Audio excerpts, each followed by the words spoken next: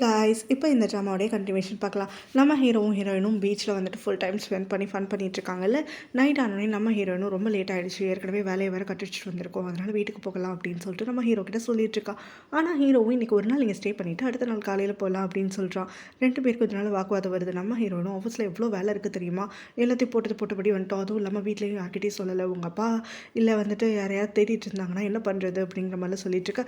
ஹீரோவும் முடியவே முடியாதுன்னு சொல்லிடுறான். ஹீரோயினும் சரியா பண்ணி இங்கே நான் கிளம்புறேன்னு சொல்லிட்டு அவனோட கார் சாவியை வந்துட்டு கேட்டுட்ருக்கா. நம்ம ஹீரோவும் அவளும் சேர்ந்து கார் சாவிக்காக வந்துட்டு கொஞ்சம் விளையாண்டுட்ருக்காங்க. அப்போ நம்ம ஹீரோவும் கார் சாவியை அப்படியே தெரியாமல் கை நழுவி கீழே போட்டுடுறான்.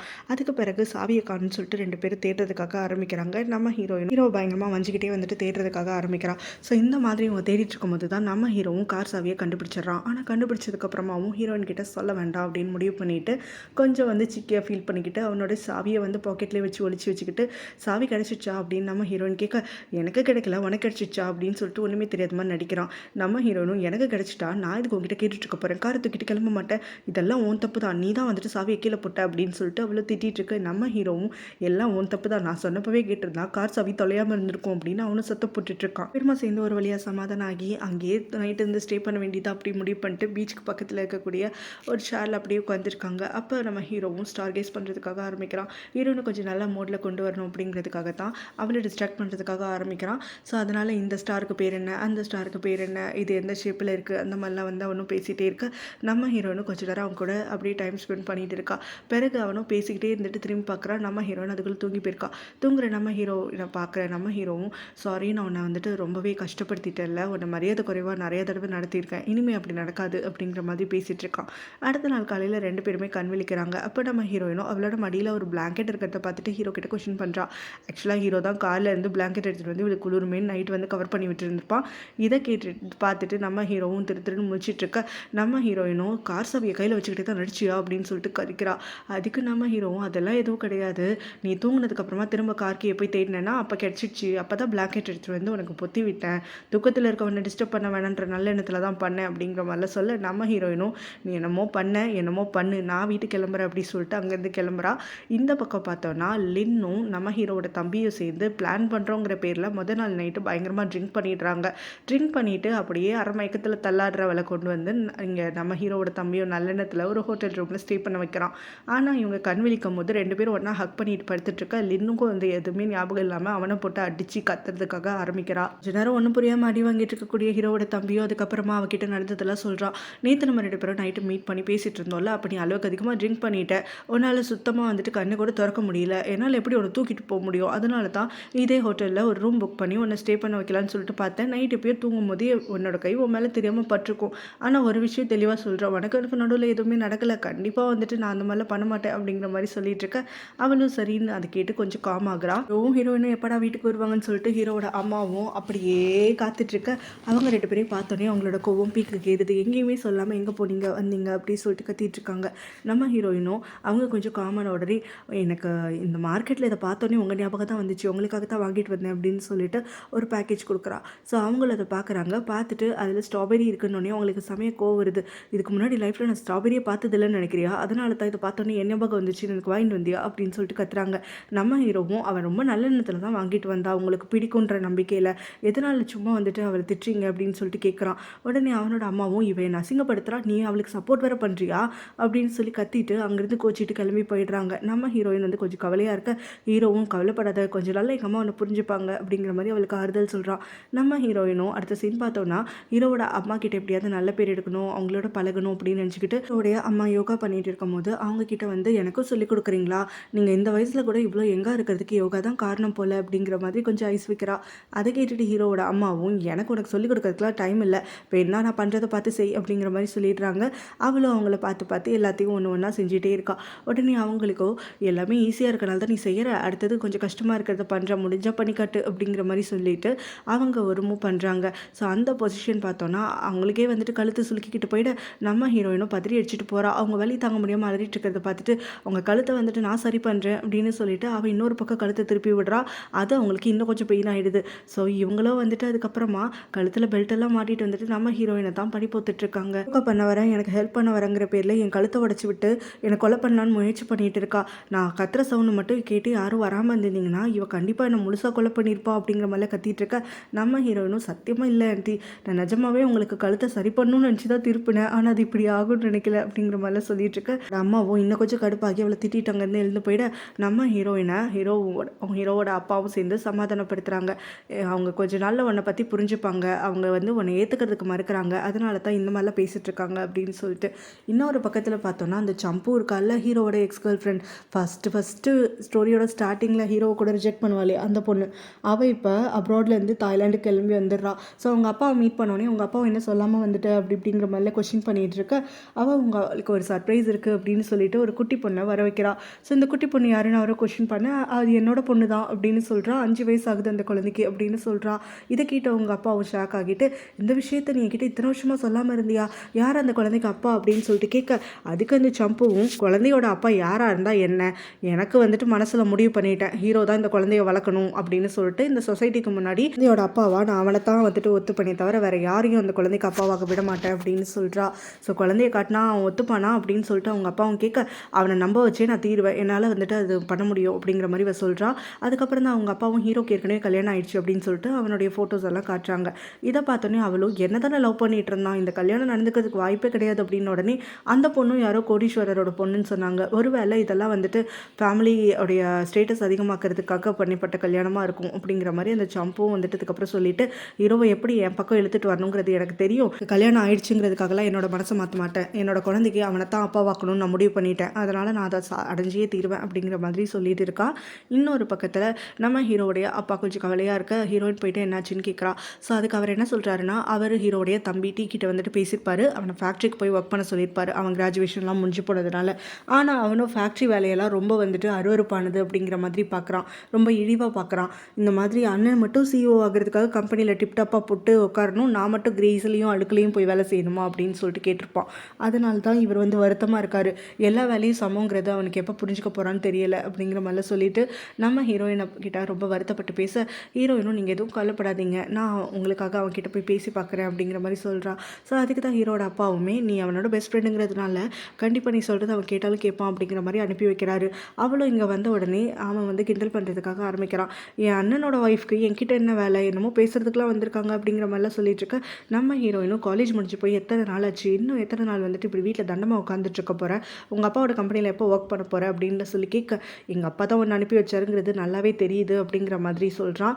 அதை கேட்டோடனே நம்ம ஹீரோனும் உங்கள் அப்பா அனுப்புனாரே இல்லைங்கிறதுலாம் முக்கியம் கிடையாது, நீ என்னமோ வந்து ஸ்கூலுக்கு குழந்தைங்க போகிறதுக்கு அடம் பிடிக்கிற மாதிரி நீ ஃபேக்ட்ரிக்கு போக மாட்டேன்னு தண்டமாக அடம் பிடிச்சிட்டு இருக்க அப்படிங்கிற மாதிரி சொல்ல எங்கள் அப்பாவுக்கு எல்லாமே பார்ஷாலிட்டி தான், அவருக்கு ஃபேவரட்டான பையன் மட்டும் அப்ராடில் போய் படிக்க வைப்பார், அத்தனை வருஷம் வந்துட்டு அவனுக்கு பிடிச்சதாக படிக்க வைப்பார், ஆனால் நான் மட்டும் அவர் சொன்னதை வந்துட்டு படிக்கணும், அதுவும் ஒரு லோக்கல் காலேஜில், அது மட்டும் இல்லாமல் அவருக்கு பிடிச்ச பையனை வந்துட்டு சிஇஓவாக நல்லா ஜொலிக்க வந்து உட்கார வைப்பார், ஆனால் நான் வந்துட்டு ஒரு ஃபேக்ட்ரியில் சாதாரண ஒரு எம்ப்ளாயி போய் வேர்வை சிந்தி உழைக்கணும், இந்த மாதிரிலாம் வந்து பார்ட்டிஷன் இருக்கிறதுனால தான் எனக்கு இது சுத்தமாக பிடிக்கல அப்படிங்கிற மாதிரி சொல்கிறான்.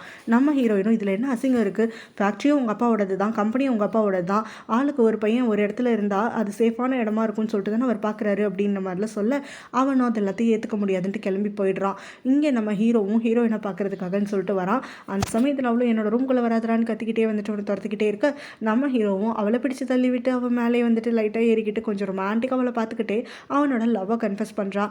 நம்ம 2 பேரும் ஆரம்பத்தில் சந்திச்சுக்கிட்டது முதல்ல இருக்கலாம், ஆனால் நான் நிஜமாகவே உன்னை இப்போ காதலிக்க ஆரம்பிச்சிட்டேன், என்னோட ப்ரெசென்ட் அண்ட் ஃபியூச்சரும் கூட வந்து ஷேர் பண்ணிக்கணும்னு ஆசைப்பட்றேன் அப்படிங்கிற மாதிரிலாம் கன்ஃபஸ் பண்ணிவிட்டு நீ உன்னை காதலிக்கிறியா அப்படின்னு சொல்லிட்டு ஒரு கொஷின் கேட்குறான். நம்ம ஹீரோயின் ஷாக்கில் அப்படியே வரைஞ்சி போயிருக்க அவளோட தலையில் கிஸ் பண்ணிவிட்டு தலைமுடியை கோத்தி விட்டுட்டு அவட்டுக்கு அங்கேருந்து கிளம்பிடுறான். நம்ம ஹீரோயினும் என்னடா நடக்குதுன்னு முடிச்சுட்டு இருக்கும் போதே நம்ம ஹீரோ வெளியில் வந்துட்டு அதுக்கப்புறம் தான் ரியலைஸ் பண்ணுறான் அவளுக்குன்னு வாங்கின ரிங் அவகிட்ட கொடுக்காம விட்டுட்டோமே அப்படின்னு சொல்லிட்டு. ஆக்சுவலாக அவங்க அப்பா கிட்ட அவன் பேசியிருப்பான் ஹீரோயினை எப்படி வந்துட்டு கன்ஃபஸ் பண்ணுறது, எப்படி தன்னை நம்ப வைக்கிறதுன்னு சொல்லிட்டு. அவங்க அப்பா தான் இந்த ஐடியா கொடுத்துருப்பாரு, பொண்ணுங்களுக்கு வந்துட்டு ஸ்வீட்டாக பேசினா பிடிக்கும், அது மட்டும் இல்லாமல் நேர்மையாக இருந்தால் பிடிக்கும், ஸோ நேர்மையாக வந்துட்டு உன்னோட ஃபீலிங்ஸை கன்ஃபஸ் பண்ணிவிட்டு அவளுக்கு ஒரு ரிங் வாங்கி கொடு அப்படிங்கிற மாதிரி சொல்கிறாங்க. ஏன்னா அவங்க மேரேஜ் வந்து ஃபேக்குன்றதுனால அந்த ரிங்குக்கு வந்துட்டு எந்த ஒரு எமோஷனும் கிடையாது, அதனால் புதுசாக ஒன்று கொடுன்னு சொல்லியிருப்பாரு. ஸோ இப்போ அதை தான் அவன் கொடுக்க வந்திருப்பான். நம்ம ஹீரோயின் ஹீரோவுடைய இந்த கன்ஃபியூஷனால் ரொம்பவே ஹாப்பியாக இருக்கா. ஆஃபீஸில் பார்த்தோன்னா நைட் டைமு திருட்டுத்தனமாக வந்துட்டு அங்கே செக்ரட்டரியோட சிஸ்டம் லாகின் பண்ணி அதில் இருக்கிறதெல்லாம் வாசிச்சுட்டு கொஞ்சம் திருட்டு வேலையெல்லாம் பண்ணி வைக்கிறான். அவங்க அப்பாவுக்கு கால் பண்ணிவிட்டு நீங்கள் சொன்ன மாதிரி வேலையை முடிச்சிட்டேன் அப்படிங்கிற மாதிரி சொல்கிறான். அதுக்கு அடுத்த நாள் தான் பார்த்தோன்னா இவங்களுடைய மீட்டிங் நடக்குது. இந்த மீட்டிங் பார்த்தோன்னா இப்போ ஹீரோவுடைய அப்பா கம்பெனிக்கு ஆட்டோமொபைல் ஸ்பேர் பார்ட்ஸ் எல்லாம் வந்துட்டு வாங்கக்கூடிய எப்போவும் வாங்குற கம்பெனிலேருந்து வாங்குறதா, இல்லை நியூவும் அவங்க அப்பாவும் புதுசாக கொண்டு வந்திருக்க கம்பெனிலேருந்து வாங்குறதா அப்படிங்கிற மாதிரி தான். ஆக்சுவலாக வந்து நியூவும் அவங்க அப்பாவும் இதில் இன்வால்வ் ஆகிருக்கிறது தெரியக்கூடாது அப்படிங்கிற மாதிரி தான் நினச்சிருப்பாங்க. ஏன்னா அந்த புது கம்பெனிக்கிட்ட இவங்க நிறையா வந்து கமிஷன் எடுத்துக்கலாம் அப்படிங்கிற பிளானில் தான் இருந்திருப்பாங்க. ஸோ இப்போ இங்கே என்ன நடக்குதுன்னா 2 கம்பெனியில் எதை சூஸ் பண்ணலாங்கிறதுக்கு தான் நம்ம ஹீரோயின் வந்துட்டு கொஞ்சம் டாக்குமெண்டேஷன்லாம் ப்ரிப்பேர் பண்ணி வச்சுருக்கா, கான்சென்ட் ப்ரோஸ் எல்லாம் வச்சு. அதை பற்றி தான் இங்கே பேசிகிட்டு இருக்காங்க. ஸோ அந்த சமயத்தில் எந்த வந்துட்டு சூஸ் பண்ணுறதுன்னு தெரியல அப்படிங்கிற மாதிரி கொஞ்சம் முழிச்சிட்டு இருக்கும் போது தான் நம்ம ஹீரோவும் பேசாமல் நம்ம ஓட்டிங் பேஸ் பண்ணி எடுக்கலாம் அப்படின்னு சொல்கிறான். ஸோ அங்கே வந்து கொஞ்சம் பிரேக் கொடுக்குறாங்க. அந்த பிரேக் சமயத்தில் நியூவும் அவங்க அப்பாவும் சேர்ந்து மற்ற ஷேர் ஹோல்டர்ஸ் எல்லாருக்குமே வந்து காசு கொடுத்து அவங்க பக்கம் இழுத்துக்கிறாங்க. ஸோ ஓட்டிங் பேஸ் பண்ணி பார்த்தோன்னா நியூ வந்து சப்போர்ட் பண்ணக்கூடிய அந்த கம்பெனிக்கு தான் நிறையா ஓட்டு உழுவுது. ஸோ இவன் வந்துட்டு எல்லோரும் ஜெயிச்சிட்டான் அப்படின்னு நினைக்கிறப்ப நம்ம ஹீரோன் என்ன பண்ணுறா, என்னோட ஓட்டிங் வந்து இன்னும் பாக்கி இருக்குது அப்படின்னு சொல்லிட்டு அவங்க சப்போர்ட் பண்ணுற கம்பெனிக்கு இல்லாமல் வேறு கம்பெனிக்குன்னு சொல்லிட்டு இவன் ஓட் பண்ணிடுறா. ஸோ ரெண்டுமே டைப் ஆகிட இங்கே நியூ எந்திரிச்சு பயங்கரமாக தாம்தம்னு குதிக்கிறான். நீ இப்பெல்லாம் பண்ணக்கூடாது, ஓட்டிங் ஏற்கனவே முடிஞ்சு போயிடுச்சு அப்படின்லாம் கத்த, இந்த இடத்துல ஓட் பண்ணுறதுக்கு எனக்கும் ரைட்ஸ் இருக்கு இல்லையா, ஸோ என்னோட ரைட்ஸை யூஸ் பண்ணி தான் நான் இப்போ ஓட் பண்ணியிருக்கேன், ஸோ என்ன ஸ்டாப் பண்ணுறதுக்கு தான் உனக்கு ரைட்ஸ் இல்லை அப்படிங்கிற மாதிரிலாம் பேசுகிற. உடனே ஹீரோ என்ன பண்ணுறான்னா, எனக்கு இன்னும் 1 வாரம் டைம் வேணும், இது டைப் ஆகிட்டதுனால திரும்ப வந்து இதோட ப்ரோஸ் அண்ட் கான்ஸ் எல்லாம் நம்ம இன்னும் கொஞ்சம் இன்வெஸ்டிகேட் பண்ணி வந்துட்டு பார்ப்போம், அதுக்கு பிறகு நம்ம வந்துட்டு எதுன்னு டிசைட் பண்ணுவோம் ஓட்டிங் பேசிஸில் அப்படிங்கிற மாதிரி சொல்லிடுறான். கேட்டுட்டு நியூக்கும் அவங்க அப்பாவுக்கும் நம்ம ஹீரோயின் மேலே பயங்கரமாக காண்டேடுது. அவளை ஏதாவது பண்ணியே தீரணும் அப்படின்னு சொல்லிட்டு முடிவு பண்ணுறாங்க. இன்னொரு பக்கத்தில் நம்ம ஹீரோயின் என்ன பண்ணுறான்னா, அங்கே அசிஸ்டன்ட் கிட்டேயும் அப்புறம் நம்ம ஹீரோ கிட்டேயும் சொல்லிட்டு இருக்கா, நியூ மேலே தனக்கு கொஞ்சம் சந்தேகமாக இருக்குது அப்படின்னு சொல்லிட்டு. அவன் எதுக்காக அந்த கம்பெனி ஜெயிக்கணும்னு சொல்லிட்டு பார்க்குறான், இது ஏதோ வந்துட்டு நம்ம கவனிக்க வேண்டியதாக இருக்குது அப்படிங்கிற மாதிரி சொல்ல ஹீரோவும் அவளை சத்தம் போடுறான். நியூ நானும் சின்ன வயசுலேருந்தே ஒன்றா வளர்ந்துருக்கோம், நீ சந்தேகப்படுற மாதிரிலாம் எதுவுமே இருக்காது, நியூ வந்துட்டு வேலையில் எப்போவுமே நேர்மையானவன், அவனுக்கு வந்து ப்ரொமோஷன் வாங்கணும், தன்னை ப்ரூவ் பண்ணணும் அப்படிங்கிற அந்த ஒரு அச்சீவ் பண்ணணுங்கிற எண்ணம்லாம் அதிகமாக இருக்குது, அதனால தவறு எதுவும் பண்ண மாட்டான்னு. உடனே கூடவே வளர்ந்துருந்தா மட்டும் என்ன, எல்லாருக்கும் வந்துட்டு மனசில் என்ன நினைக்கிறாங்கிறத உன்னால் ரீட் பண்ண முடியுமா, முடியாதுல்ல, அதனால் அவனை கொஞ்சம் மானிட்டர் பண்ணி தான் ஆகணும் அப்படிங்கிற மாதிரிலாம் சொல்கிறா. நம்ம ஹீரோ தான் இப்போ ஹீரோனை லவ் பண்ண ஆரம்பிச்சிட்டான்ல, ஸோ தனியாக சான்ஸ் கிடைக்கும் போதெல்லாம் அவகிட்ட சீஸியாக பேசுறது, அப்பப்போ வந்து கிஸ் எல்லாம் ஸ்டீல் பண்ணுறது மாதிரிலாம் இருந்துகிட்டு இருக்க நம்ம ஹீரோயின் அவங்ககிட்ட பிடிக்காத மாதிரி நடந்துக்கிறா. ஆனால் உள்ளுக்குள்ளே அது எல்லாத்தையும் ரொம்ப என்ஜாய் பண்ணிகிட்டு இருக்கா. ஹீரோவும் அதுக்கு பிறகு வீட்டுக்கு வந்ததுக்கப்புறம் அவங்க அப்பா கிட்ட இந்த நடந்த மீட்டிங்கை பற்றி சொல்கிறான். ஸோ அது கேட்டோடனே அவங்க அப்பாவும் ஏற்கனவே செக்ரட்டரி மூலமாக கேள்விப்பட்டேன் அப்படின்னு சொல்லிட்டு நம்ம ஹீரோயின் தான் அந்த சுச்சுவேஷனில் அப்போதைக்கு சொல்யூஷன் கொண்டு வந்தாலுமே அவசரப்படாமல் இருக்கிறதுக்கு அப்படின்ன உடனே ஹீரோவும் ஆமாம் அப்படின்னு சொல்கிறான்.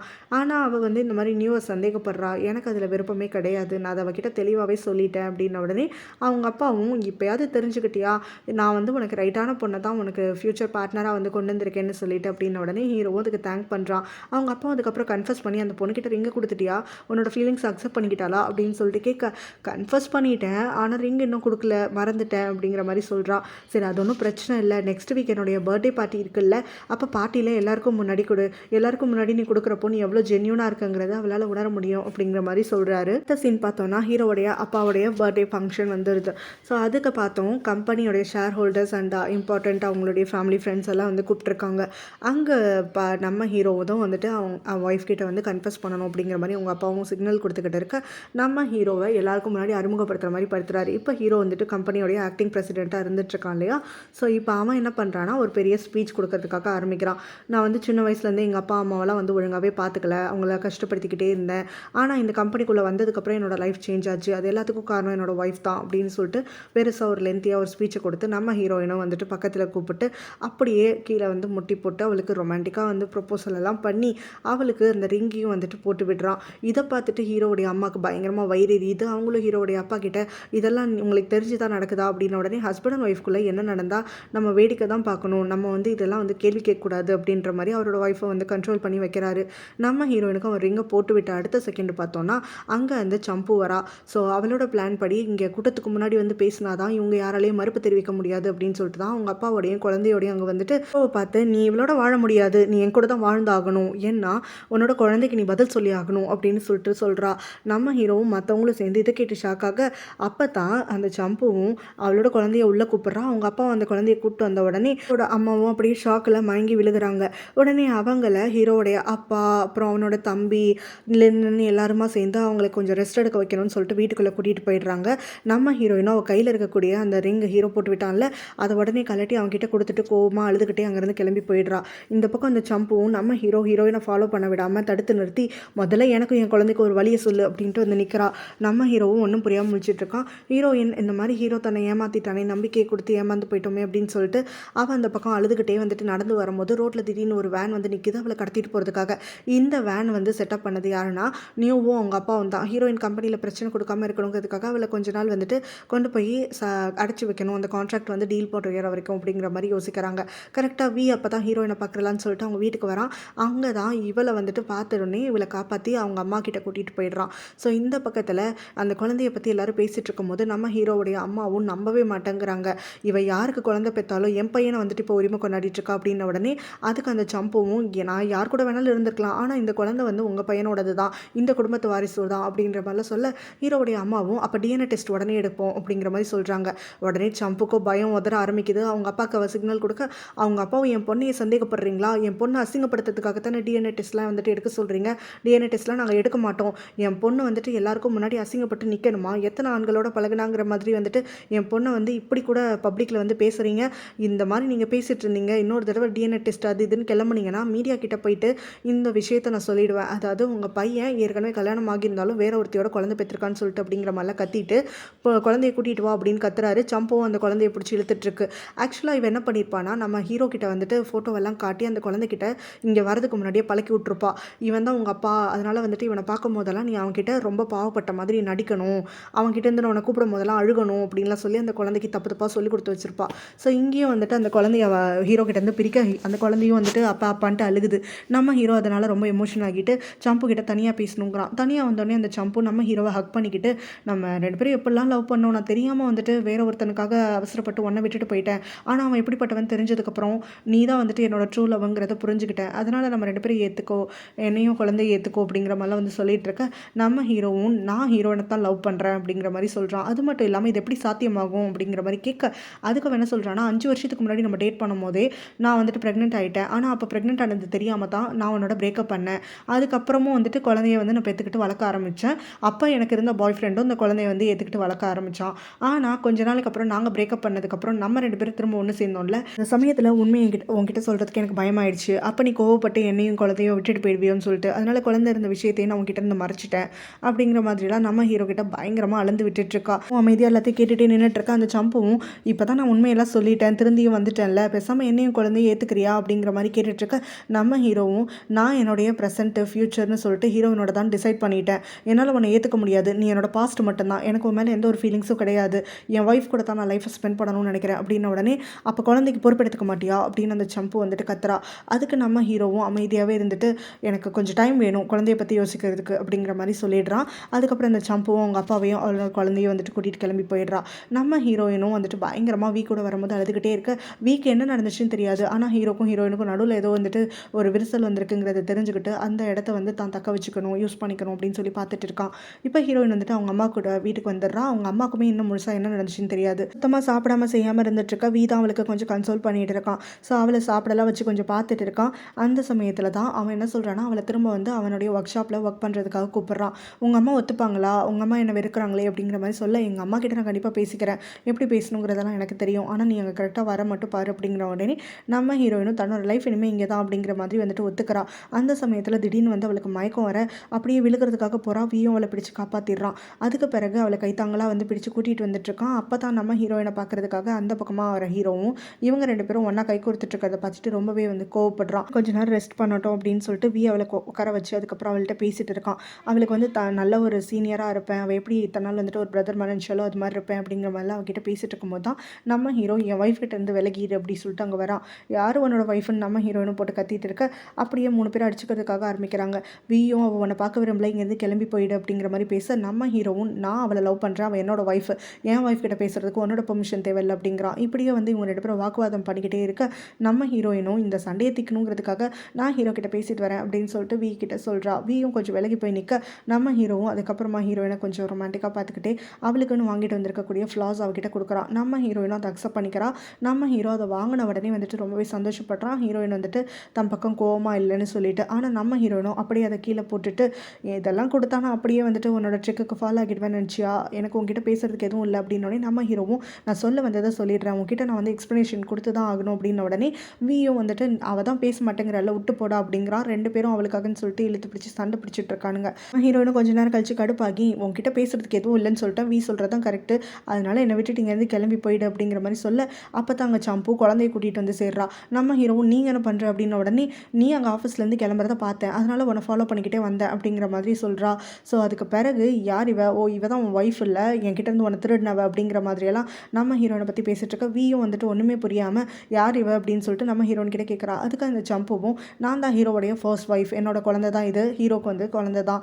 ஸோ ஹீரோ வந்துட்டு இப்போ தான் குழந்தைய பார்த்துருக்கான், ஆனால் வந்துட்டு அவனோட ஒய்ஃப் வந்து இப்போ என்கிட்ட இருந்து அவனை பிரிச்சது இல்லாமல் இப்போ குழந்தைகிட்ட இருந்து அவனை பிரிக்கிறதுக்காக பார்க்குறான்னு சொல்லிட்டு நம்ம ஹீரோயின் மேலே பழிய போட்டுட்ருக்கான். இதெல்லாம் கேட்டுட்டு நம்ம ஹீரோயின் ரொம்பவே எமோஷன் ஆகிடுறா. ஹீரோவை அங்கேருந்து போக சொல்ல ஹீரோவும் இந்த சம்புவை வந்துட்டு கோவத்தோட நான் அவங்ககிட்ட தனியாக பேசணும்னு சொல்லிட்டு இழுத்துட்டு போயிடுறான். ஹீரோயினை எங்கே வந்துட்டு அவள் இன்னும் ஹர்ட் பண்ணுவாளோன்னு சொல்லிட்டு அங்கேருந்து ஹீரோ கிளம்பி போனதுக்கப்புறமா நம்ம ஹீரோயின் இன்னும் கொஞ்சம் பிரேக் ஆகுறா. வீட்டுக்கு போகணும் அப்படின்னு சொல்லி வீக்கிட்ட சொல்லிட்டு கிளம்பி போயிடுறா. ஸோ இந்த பக்கம் பார்த்தோன்னா ஹீரோ வீட்டுக்கு வந்த உடனே அவனோட தம்பி வந்துட்டு அவங்ககிட்ட பேசுறதுக்காக வரான். கேவலமானவனு தெரியும், ஆனால் 3 பொண்ணுங்களை ஒரே சமயத்தில் அள வைக்கிற அளவுக்கு கேவலமானவன் நினச்சி கூட பார்க்கல. முதல்ல லின்னோட ஹார்ட்டை பிரேக் பண்ண, அடுத்தது இந்த சம்புவை, அடுத்தது இங்கே மீனாவை அப்படின்னு சொல்லிட்டு நம்ம ஹீரோனை பற்றி சொல்லிட்டு இருக்க. நம்ம ஹீரோ சொல்கிறான், லின்னுக்கு நான் என்றைக்குமே நம்பிக்கை கொடுத்தது கிடையாது, அது மட்டும் அதில் என் தப்பு கிடையாது, அவள் என் பின்னாடி சுற்றிட்டு இருக்கிறதுக்கு. இன்னொன்று வந்துட்டு சம்புக்கும் எனக்கும் நடுவில் எதுவுமே கிடையாது, அவள் ஒரு பாஸ்ட் மட்டும்தான், அதுக்கே சம்பு தான் என் கூட பிரேக்கப் பண்ணால், நான் அவளோட பிரேக்கப் பண்ணலை அப்படிங்கிற மாதிரிலாம் விளக்கம் கொடுத்துட்ருக்க. சரி அப்போ ஹீரோனுக்கு என்ன விளக்கம் கொடுக்க போகிறேன் அப்படின்ன உடனே, நான் அவளை லவ் பண்ணுறேன், அவளை கண்டிப்பாக என்னால் விட்டுட்டு இருக்க முடியாது, அவளுக்காக நான் எந்த எக்ஸ்டென்ட் வேணாலும் போவேன் அப்படின்னு சொல்கிறான். இந்த 3 பேரில் யாருமே வந்துட்டு ஒருத்தருக்கு ஒருத்தர் குறைஞ்சவங்கன்னு கிடையாது, யாரையுமே குற்றம் சொல்ல முடியாது, ஒன்றை மட்டும்தான் இந்த விஷயத்தில் குற்றம் சொல்லி ஆகணும். அது மட்டும் இல்லாமல் என்னுடைய பெஸ்ட் ஃப்ரெண்ட் ரொம்ப அறிவாளின்னு நினச்சேன், ஆனால் அவள் எவ்வளோ பெரிய முட்டாளாக இருந்தால் ஒன்றை கல்யாணம் பண்ணிக்கிட்டு இப்போ ஒரு லைஃபே இல்லாமல் ஃப்யூச்சர் இல்லாமல் வந்துட்டு பாதிப்படைஞ்சு இருப்பாங்கிறத பார்க்குறப்போ உலகத்திலேயே பெஸ்ட்டு முட்டாளாக தான் அப்படின்னு தோணுது அப்படிங்கிற மாதிரி சொல்லிட்டு அவன் மாட்டுக்கு கிளம்பி போயிட்டு நம்ம ஹீரோக்கும் என்ன பண்ணுறதுனே தெரியாமல் இருந்துட்டுருக்கு. என் வீட்டுக்கு வந்துடுறா இல்லையா, அந்த சம்போட வேர்ட்ஸ் அப்புறம் சம்போட குழந்தை எல்லாத்தையும் யோசிச்சு பார்த்துட்டு ரொம்பவே பிரேக் ஆகி உடஞ்சிட்டு அழுதுட்டு இருக்கா. அதாவது இந்த மாதிரி ஹீரோவை இவன் நிஜமாவே லவ் பண்ண ஆரம்பிச்சிருப்பா, ஹீரோவும் இவகிட்ட கன்ஃபர்ஸ் எல்லாம் பண்ணுறான் இல்லையா, அதனால் அவளோட ஃபீலிங்ஸ் வந்துட்டு அதிகமாகிட்டே இருந்திருக்கும். இப்போ போய் அவளுக்கு லைஃப்பில் இந்த மாதிரி ஆயிடுச்சு சொல்லிட்டு அவளுக்கு அக்செப்ட் பண்ண முடியாமல் இருந்துட்டுருக்கு. அவள் இருக்கிறத பார்த்துட்டு அவள் தங்கச்சி அவளுக்காக வருத்தப்படுறா. ஸோ என்ன நடந்திருக்கும் அப்படிங்கிற மாதிரிலாம் அவள் தங்கச்சி கேட்க அவங்க அம்மாவும் வந்துட்டு அவளை கண்ட்ரோல் பண்ணுறாங்க. இது முடிக்கட்டும், அவளோட கோவம் சோகம் எல்லாம் வந்துட்டு போகட்டும், அப்போ தான் அவள் ஹீரோவோட திரும்பி வருவா அப்படிங்கிற மாதிரிலாம் சொல்ல, திரும்ப அவன் கூட அனுப்பி வைக்க போகிறீங்களா அப்படின்னு சொல்லிட்டு அவள் தங்கச்சி கோவப்படுறா. என்னதான் இருந்தாலும் சரி, அவன் எவ்வளோ கெட்டவனா முன்னாடி இருந்திருந்தாலும் சரி, ஆனால் இப்போ வந்துட்டு அவன் ரொம்ப நல்லவனாக இருக்கான். அது மட்டும் இல்லாமல் அவன் அவங்க அக்காவை பார்க்குற பார்வையிலேருந்து என்னால் புரிஞ்சிக்க முடியுது அவன் ஜென்யூனாக அவளை காதலிக்கிறான்னு சொல்லிட்டு. அதனால் அவங்க 2 பேருக்குள்ளே எந்த ஒரு மிஸ் அண்டர்ஸ்டாண்டிங்கோ இல்லை பிரச்சனையோ இருந்தாலும் அவங்க 2 பேருமே அதை சால்வ் பண்ணி வந்துருவாங்க அப்படிங்கிற மாதிரிலாம் சொல்கிறாங்க. அடுத்த நாள் பார்த்தோன்னா ஹீரோ அவங்க வீட்டுக்கு வரான், ஆனால் தயங்கி நின்றுட்டுருக்கான். மார்க்கெட்லேருந்து வரக்கூடிய ஹீரோடைய அம்மாவும் தங்கச்சியும் வந்துட்டு அவனை பார்த்து எங்களோட சப்போர்ட் உனக்கு உண்டு, என் பொண்ணுக்கிட்ட போய் பேசு அப்படிங்கிற மாதிரி சொல்கிறாங்க. ஸோ அதுக்கு பிறகு அவனும் ஹீரோயின் கிட்ட பேச வரான். ஹீரோயினும் அவன்கிட்ட முக கொடுத்து பேச மாட்டேங்கிறான். என்னோட எக்ஸ்ப்ளனேஷனை நீ கேட்குற வரைக்கும் நான் கண்டிப்பாக இங்கேருந்து போக மாட்டேன் அப்படிங்கிற மாதிரி நம்ம ஹீரோவும் அடம் பண்ணிக்கிட்டு அவகிட்ட பேச்சு கொடுத்துக்கிட்டே இருக்கா. அவளும் அவனுக்கு பயங்கரமாக நோஸ் கட் கொடுத்துக்கிட்டே இருந்துட்டுருக்கா. ஒரு கட்டத்துக்கு மேலே நம்ம ஹீரோயினோட அம்மாவும் நடுவில் வந்துட்டு அவன் தான் பேசணுங்கிறான்ல, கொஞ்சம் பேசு, இல்லை அவனை பேசுகிறதையாவது காது கொடுத்து கேளுங்கிறாங்க. உங்களுக்கு எதுவுமே தெரியாது அவங்க என்ன நடந்துச்சுன்னு சொல்லிட்டு, அதனால நீங்கள் எதுவுமே பேசாதீங்க, இவனுக்கு சப்போர்ட்டுக்கு வராதிங்க அப்படின்னு சொல்லிட்டு நம்ம ஹீரோயினும் கோவமாக அங்கேருந்து கிளம்பி போயிடுறான். சீனியர் இப்போ அவளுக்கு ஒர்க் ஷாப்பில் வேலை கொடுத்துருக்கான் இல்லையா, ஸோ அங்கே கிளம்பி வரா. சீனியர் வந்துட்டு அவங்க அம்மா கிட்ட லென்த்தியாக பேசி நம்ம ஹீரோயின் வந்துட்டு அவங்க வேலை செய்யறதுக்காகன்னு சொல்லி ஒத்துக்க வச்சுருந்துருப்பான். இப்போ அவள் அந்த மாதிரி ஒர்க் பண்ணிட்டு இருக்கும்போது தான் சீனியரும் வந்துட்டு அவளை எப்படியாவது கன்வின்ஸ் பண்ணி தான் வந்துட்டு கல்யாணம் பண்ணிக்கணும் அப்படின்னு சொல்லி ஒரு எண்ணத்தில் இருந்துகிட்ருக்கான்.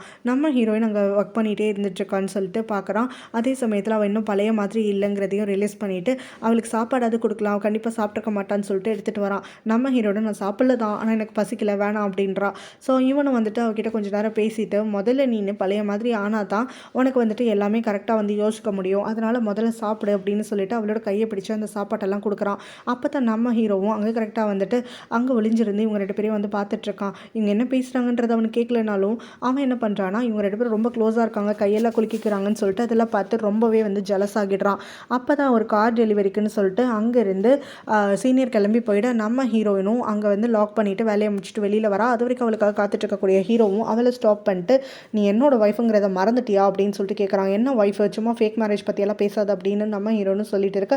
ஃபேக்கோ என்னவோ, இந்த உலகத்துக்கு நீ வந்துட்டு என்னோட ஒய்ஃப் தான். ஸோ அப்படி இருக்கப்போ அவனோட நீ எப்படி க்ளோஸாக இருந்து பேசலாம், அவனோட நீ கை கொடுத்து பேசிகிட்டு இருந்ததெல்லாம் நான் பார்த்தேன், இதெல்லாம் என்னால் அக்செப்ட் பண்ணிக்க முடியாது அப்படிங்கிற மாதிரி சொல்கிறான்.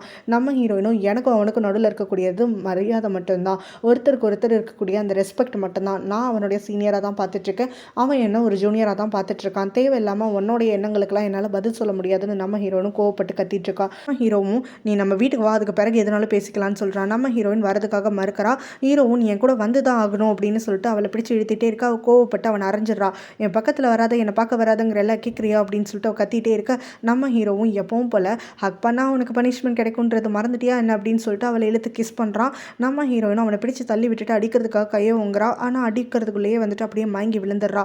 மயங்குறவளை நம்ம ஹீரோவும் பதட்டப்பட்டு அப்படியே தூக்கிக்கிட்டு அவனோட இடத்துக்கு கூட்டிகிட்டு வரான். அங்கே வந்து அவளை ரெஸ்ட் பண்ணுறதுக்காக வைக்கிறான். அந்த சமயத்தில் அவனும் அவனோட லவ் எல்லாம் திரும்ப அவகிட்ட கன்ஃபஸ் பண்ணிட்டு இருக்கான். என்னோட ப்ரெசன்ட் அண்ட் ஃபியூச்சர் உன் கூட மட்டும்தான், உனக்காக நான் கண்டிப்பாக ஃபைட் பண்ணுவேன். அதுவும் இல்லாமல் உன்னை வந்து அந்த சீனியர் கிட்ட நான் வந்துட்டு இழந்துட மாட்டேன். அவன் எவ்வளோ நல்லவனா வேணாலும் இருந்துக்கிட்டு போட்டோம், நீ எனக்கு சொந்தமானவ, என் கூட தான் இருப்ப. லவ்வை ப்ரூவ் பண்ணுறதுக்கு நான் எந்த எக்ஸ்டென்ட் வேணாலும் போவேன் அப்படின்னு சொல்லிட்டு அவகிட்ட பேசிட்டு இருக்கான். இதோட இந்த பாட் முடியுது.